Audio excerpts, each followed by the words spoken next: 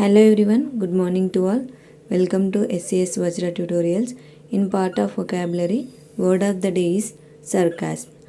It is a noun. Meaning of sarcasm is the use of irony to mock or convey contempt.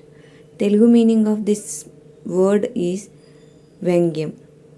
Let us see synonyms, antonyms of sarcasm. Look at synonyms: satire, taunting, mockery, remark, and antonyms are kindness, flattery, compliment. Let us see sentence example of sarcasm.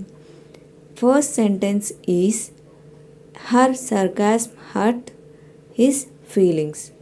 Telugu meaning of this sentence is ఆమె వ్యంగ్యం అతని భావాలను బాధించింది. Next sentence, your skills amaze me, he said with heavy sarcasm. Telugu meaning of this sentence is మీ నైపుణ్యాలు నన్ను ఆశ్చర్యపరుస్తాయి, అతను భారీ వ్యంగ్యంతో అన్నాడు. Thank you for watching.